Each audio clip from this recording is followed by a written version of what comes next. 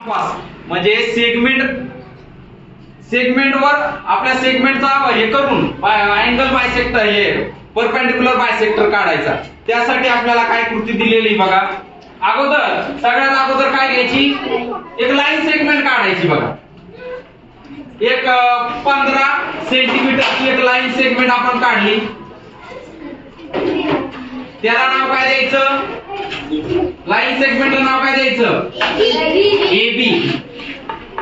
Line सेगमेंटला नाव द्यायचं AB. आता AB काढल्यानंतर कंपासचा वापर करून या कंपास मध्ये AB पेक्षा हाफ पेक्षा जास्त, AB च्या हाफ पेक्षा जास्त त्यामध्ये अंतर घ्यायचं बघा.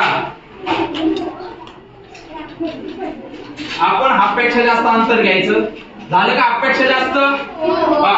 आता A वर पॉइंट ठेवून या कंपासच्या सहाय्याने वरती एक आर्क मारायचा आणि खाली एक आर्क मारायचा बघा.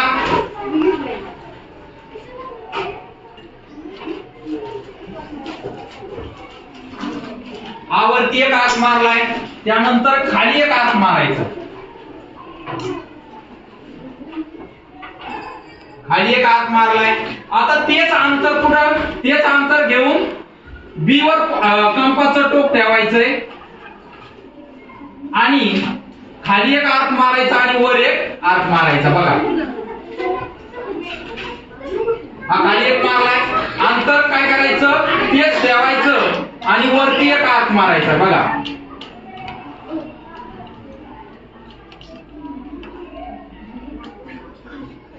हा B वर पॉइंट ठेवलाय आणि आता कुठं मारायचा, वरती एक मारायचा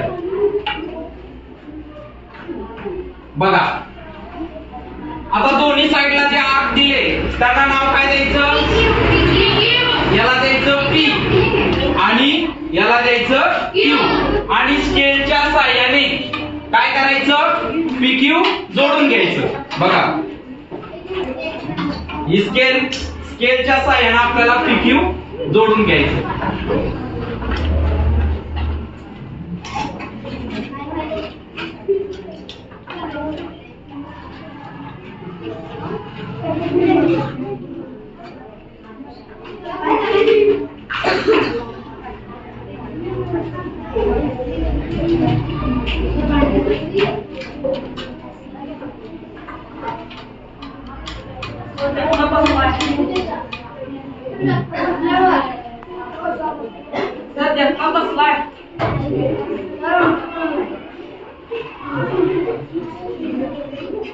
बघा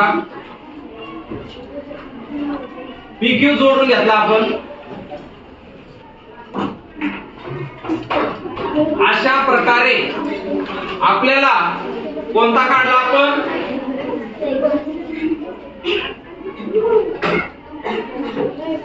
line PQ perpendicular segment AB.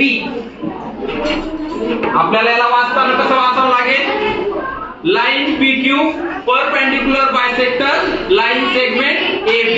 अशा प्रकारे आपल्याला सेगमेंटवर कंपासचा वापर करून परपेंडिक्युलर बायसेक्टर काढता येईल.